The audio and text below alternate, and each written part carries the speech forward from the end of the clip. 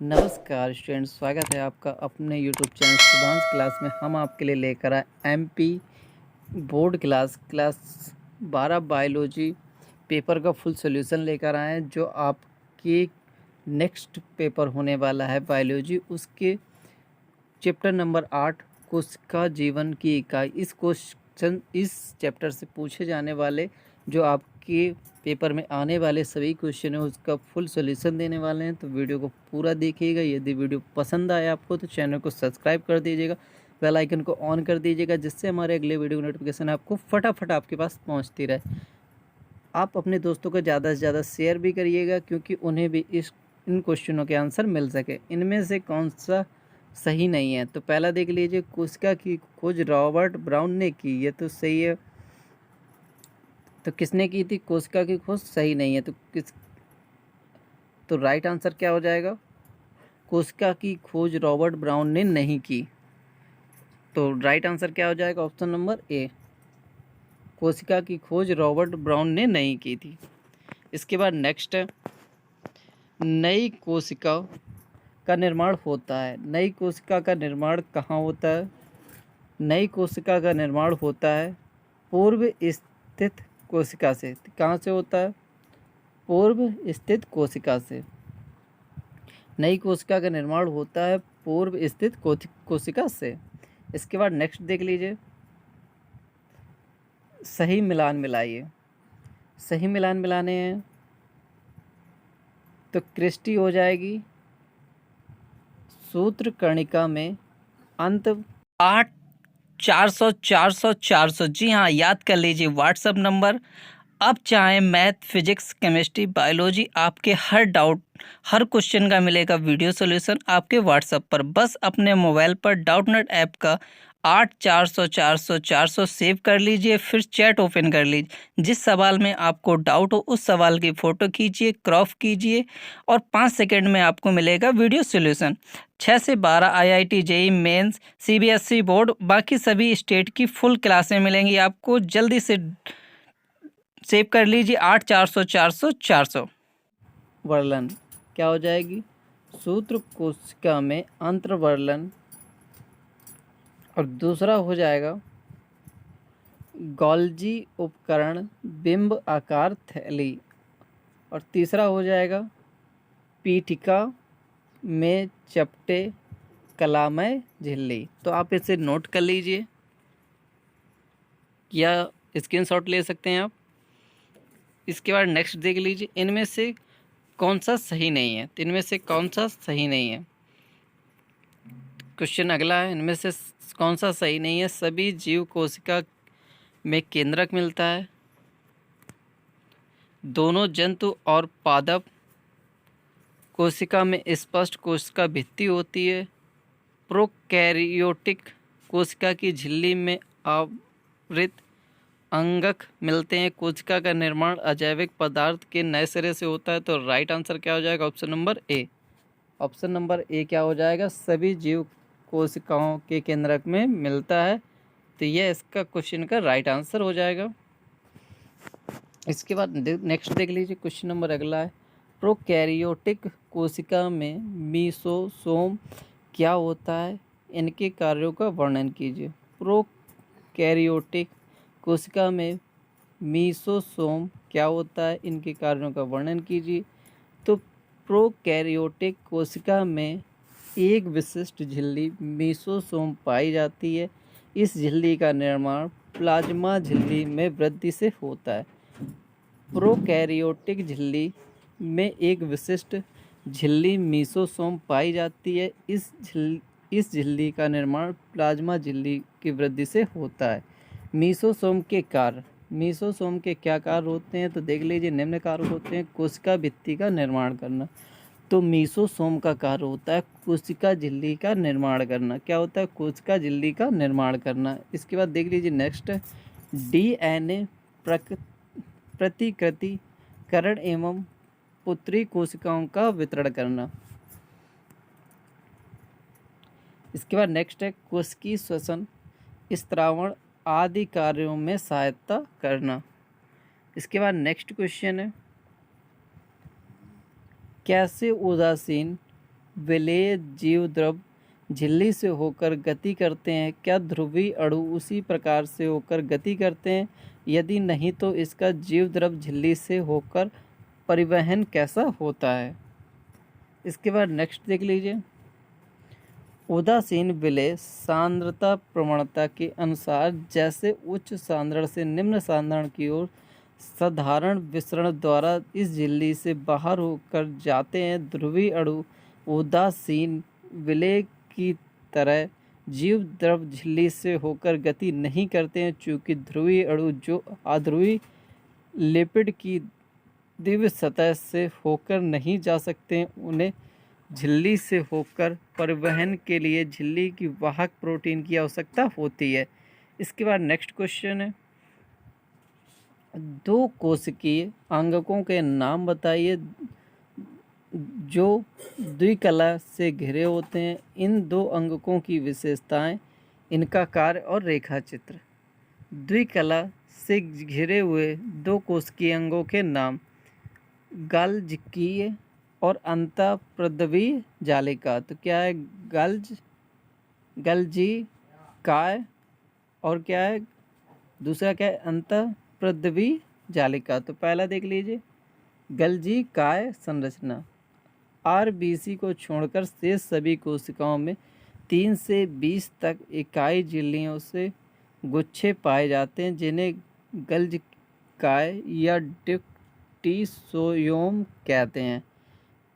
यह इनका झिल्ली के दोहरे आवरण के बने चपटे सिस्टर्नर्जी आशय एवं रिक्तियों से बने होते हैं। नई बनी कोशिकाओं में ये काफ़ी विकसित होते हैं, लेकिन धीरे धीरे आश्रित होते हुए पुरानी कोशिकाओं में पूर्णतः समाप्त हो जाते हैं। इनकी उत्पत्ति केंद्र की झिल्ली से होती है। गाल्जिकाय के कार्य क्या होते हैं? गाल्जिकाय के कार्य क्या होते हैं? विभिन्न स्थानों पर निर्मित पदार्थों जैसे एंजाइम, हार्मोन्स व कुछ लवणों का संधारण तथा स्रावित कोशिकाओं के गाल्जी उपकरण द्वारा होता है। इसके बाद देख लीजिए नेक्स्ट, शर्करा के सरल अणुओं से कार्बोहाइड्रेट के जटिल अणुओं का निर्माण होता है। नेक्स्ट पॉइंट है, यह समसूत्री विभाजन की अवस्था में थैलियों का निर्माण करती है जो मिलकर कोशिका पट्ट बनाती हैं। लाइसोसोम का निर्माण भी करती हैं। रूपांतरित होकर शुक्राणु का एक्रोसोम भी बनाती हैं। यह कार्बोहाइड्रेट्स व प्रोटीन। तो गाल्जी काय की संरचना कैसी होती? आरबीसी को छोड़कर शेष कोशिकाओं में 3 से 20 तक की इकाइयाँ झिल्लियों के गुच्छे में पाई जाती हैं, जिन्हें गाल्जी या डिप्टीसोयोम कहते हैं। यह इकाइयाँ झिल्ली के दोहरे आवरण के बने चपटे सिस्टर्नरी आशय या रिक्तिकाओं के बने होते हैं। नई बनी कोशिकाओं में ये काफ़ी विकसित होते हैं, लेकिन धीरे धीरे हासिल होते हुए पुरानी कोशिकाओं में पूर्णतः समाप्त हो जाते हैं। इनकी उत्पत्ति केंद्रकीय झिल्लियों से होती है। गाल्जीय काय के कार्य क्या होते हैं? विभिन्न स्थानों पर निर्मित पदार्थ जैसे एंजाइम, हार्मोन्स व कुछ लवणों का सांद्रण तथा स्रावण कोशिकाओं में गाल्जी उपकरण द्वारा होता है। शर्करा के सरल अणुओं के कार्बोहाइड्रेट के जटिल अणुओं का निर्माण होता है। समसूत्री विभाजन की अवस्था में थैलियों का निर्माण करता है जो मिलकर कोशिका पट्ट बनाती हैं। लाइसोसोम का निर्माण भी करती है और रूपांतरित होकर शुक्राणुओं का एक्रोसोम भी बनाती है। इसके बाद नेक्स्ट है, यह कार्बोहाइड्रेट व प्रोटीन का संयोजन कर ग्लाइकोप्रोटीन बनाती है। नेक्स्ट है, कोशिका भित्ति निर्माण के लिए आवश्यक प्रोटीन का भी संश्लेषण करती है। इसके बाद नेक्स्ट देख लीजिए, अंतःस्रावी कोशिकाओं में यह हार्मोन्स के स्रावण में मदद करती है। एटीपी उत्पन्न करने के लिए माइक्रोकांडिया को प्रेरित करती है। इसके बाद नेक्स्ट है, अंतःप्रद्रवी जालिका की संरचना। अंतःप्रद्रवी पृथ्वी जालिका की संरचना कैसी होती है? कोशिका द्रव्य में महीन शाखित सूक्ष्म नलिकाओं अथवा रिक्तिकाओं का समूह पाया जाता है, जिन्हें अंतः पृथ्वी जालिकाएं कहते हैं। जब इनकी बाह्य सतह पर राइबोसोम चिपक जाते हैं तब इन्हें खुरदरी अतः पृथ्वी जालिका अन्यथा चिपकी अंतः पृथ्वी जालिका कहते हैं। इसकी खोज गार्नियर ने सन 1857 में की थी। गाल्दिकी की रिक्तिकाएं इकाई झिल्लियों से घिरी रहती हैं तथा लंबे चपटे कोष अंडाकार, वृत्ताकार, आशय एवं नलिकाओं की बनी होती हैं। यह सभी रचनाएं केंद्र की झिल्ली के बहिर्गमन से बनती हैं। अंतः पृथ्वी जालिका के कार्य: यह कोशिकाओं को यांत्रिक सहारा देने के साथ प्रोटीन संश्लेषण में मदद करती है। इनके द्वारा कोशिकाओं के अंदर परिवहन होता है। यह कोशिका विभाजन के समय केंद्र की झिल्ली के निर्माण में भाग लेती हैं। यह एंजाइम के लिए अतिरिक्त सतह प्रदान करती हैं तथा ग्लाइकोजन उपापचय में सहायक होती हैं। इसके बाद नेक्स्ट क्वेश्चन है, क्वेश्चन नंबर अगला देख लीजिए। प्रोकैरियोटिक कोशिका की क्या विशेषता है? प्रोकैरियोटिक कोशिका की विशेषताएं: यह प्राथमिक प्रकार की अविकसित कोशिकाएं हैं जिन्हें केंद्र के चारों तरफ केंद्रकीय झिल्ली नहीं पाई जाती है। इनकी कोशिकाओं में दोहरी भित्ति वाले कोशिकांग जैसे माइक्रोकांडिया, क्लोरोप्लास्टर, गाल्जिकाए, लाइसोसोम भी पाया जाता है। इसके बाद नेक्स्ट उदाहरण देख लीजिए जिनका जीवाणुओं तथा नीले हरे शैवाल की कोशिकाएं। नेक्स्ट क्वेश्चन है, बहुकोशिकीय जीवों में श्रम विभाजन की व्याख्या कीजिए। बहुकोशिकीय जीवों में श्रम विभाजन की व्याख्या कीजिए। तो ऐसे जीव जिनका शरीर उनके कोशिकाओं से मिलकर बनता है उन्हें बहुकोशिकीय जीव कहते हैं। बहुकोशिकीय जीवों में अलग अलग कार्यों को करने के लिए विशिष्ट कोशिकाएं पाई जाती हैं।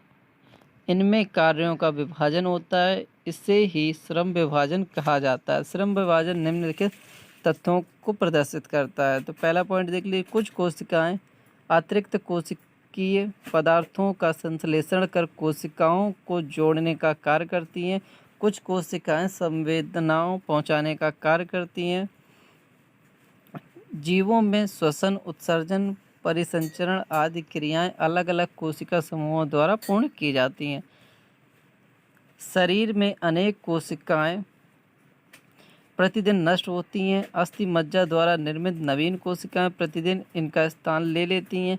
इसलिए ऊतकों की टूट फूट अथवा कोशिकाओं की मृत्यु जीव को अधिक हानि नहीं पहुंचाती हैं और शीघ्र नवीन कोशिकाओं द्वारा क्षतिपूर्ति कर ली जाती है।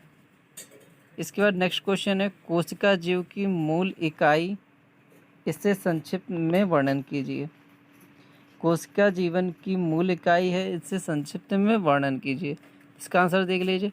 यदि एक कोशिकीय जीव का अध्ययन करें तो ज्ञात होता है कि यह कोशिका जीवों के शरीर समान सभी कार्यों को स्वतंत्र रूप से करते हुए पोषण, श्वसन, प्रचलन, प्रजनन, उत्सर्जन, उत्तेजनशीलता आदि सभी कार्य इसके द्वारा सफलतापूर्वक किए जाते हैं। इसी कारण कोशिका को एक आत्मनिर्भर इकाई माना जाता है, क्योंकि इनकी कोशिकाएं जीव के शरीर के समान कार्य करती हैं। इस कारण इसकी कोशिकाओं को कोशिका न मानकर इन्हें अकोशिकीय जीव कहा जाता है। बहुकोशिकीय जीवों की कोशिकाएं किसी कार्य को संयुक्त रूप से करती हैं, अर्थात इनकी कोशिकाएं कुछ हद तक दूसरी कोशिकाओं पर निर्भर रहती हैं। लेकिन यदि इनकी कोशिकाओं को भी शरीर से बाहर पोषक माध्यम में स्वतंत्र रूप से बढ़ने दिया जाए तो यह भी कोशिका जीव के समान ही सारी जैविक क्रियाओं को स्वतंत्र रूप से करती हैं। इनका नियंत्रण एवं समन्वय भी कोशिकाओं के अंदर ही स्थित अवयवों, आनुवांशिक इकाइयों व प्रोटीन के द्वारा होता है।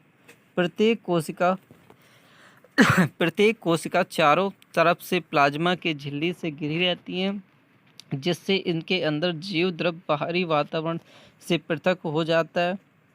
इसी के कारण कोशिका के अंदर का संगठन अपना अलग अलग अस्तित्व बनाए रखता है। झिल्ली के द्वारा स्वतंत्र इकाइयों के रूप में गिरे रहने के कारण ही कोशिका को अपने आप में एक कोष्ठक के रूप में आत्मनिर्भर इकाई माना जाता है। इसके बाद देख लीजिए नेक्स्ट क्वेश्चन है। आपके सभी क्वेश्चनों के फुल सॉल्यूशन मिलेंगे, तो वीडियो को आपको पूरा देखना है क्योंकि वीडियो थोड़ा सा बड़ा होगा, क्योंकि आपके सभी लॉन्ग क्वेश्चनों के आंसर मिलने वाले।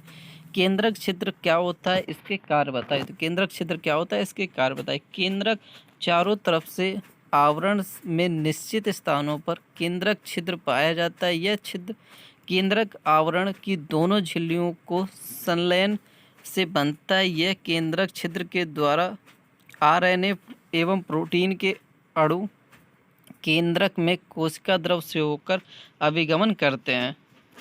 इसके बाद नेक्स्ट क्वेश्चन देख लीजिए। लयनकाय या रसधानी दोनों अंतःझिल्ली रचना है, किसी भी एक का स्पष्ट दृष्टि से अलग होते हैं, ऐसे टिप्पणी लिखिए। लयनकाय लाइसोसोम निर्माण गाल्जिकी के द्वारा होता है। लाइसोसोम अनेक पुटिकाओं से बनी है, जिसमें सभी प्रकार के जल अपघटनी एंजाइम हाइड्रोलेसेज, लाइपेज, प्रोटोएसेज आदि मिलते हैं। सभी एंजाइम अम्लीय माध्यम से सक्रिय होकर कार्बोहाइड्रेट्स, लिपिड, न्यूक्लिक अम्लों का पाचन करते हैं। रसदानी देख लीजिए। रसदानी क्या होती है? कोशिका द्रव में झिल्ली द्वारा घिरे रिक्त स्थान को रसदानी कहा जाता है। रसदानी के अंदर कोशिका द्रव के अनुपयोगी पदार्थ जैसे अतिरिक्त जल, उत्सर्जी पदार्थ एवं अन्य कोशिका उत्पाद भरे रहते हैं। रसदानी एकल झिल्ली से आवृत होती है, जिसे टोनोप्लास्ट कहते हैं। पौधों की कोशिकाओं में आयन एवं दूसरे पदार्थ सांद्रता प्रवणता के विपरीत टोनोप्लास्ट से होकर रसधानी में अभिगमित होते हैं। इस कारण इनकी सांद्रता रसधानी में कोशिका द्रव की अपेक्षा काफ़ी अधिक होती है। इसके बाद नेक्स्ट क्वेश्चन है। कोशिका जीव की इकाई वस्तुनिष्ठ प्रश्न। तो वस्तुनिष्ठ प्रश्न देख लीजिए। कोशिका की खोज किसने की? तो कोशिका की खोज किसने की? रॉबर्ट हुक ने की। तो किसने की? रॉबर्ट हुक ने। इसके बाद नेक्स्ट क्वेश्चन है। केंद्रक की खोज किसने की? केंद्रक की खोज किसने की? रॉबर्ट ब्राउन ने। तो किसने की? केंद्रक की खोज किसने की? रॉबर्ट ब्राउन ने। कोशिका सिद्धांत देने वाले वैज्ञानिक का क्या नाम था? कोशिका सिद्धांत देने वाले वैज्ञानिक था स्लीडेन एवं स्वान। क्वेश्चन नंबर अगला है। प्रोकैरियोटिक कोशिका में उपस्थित होती है, तो क्या होती है? केंद्रक भित्ति। तो क्या उपस्थित होती है? केंद्रक भित्ति। प्रोकैरियोटिक कोशिका में उपस्थित होती है केंद्रक भित्ति।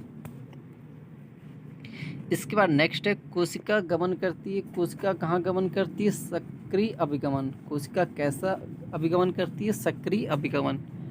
इसके बाद नेक्स्ट क्वेश्चन है। कोशिका झिल्ली द्वारा द्रव अंतःग्रहण को कहते हैं, क्या कहते हैं? पिनोसाइटोसिस। क्या कहते हैं? पिनोसाइटोसिस।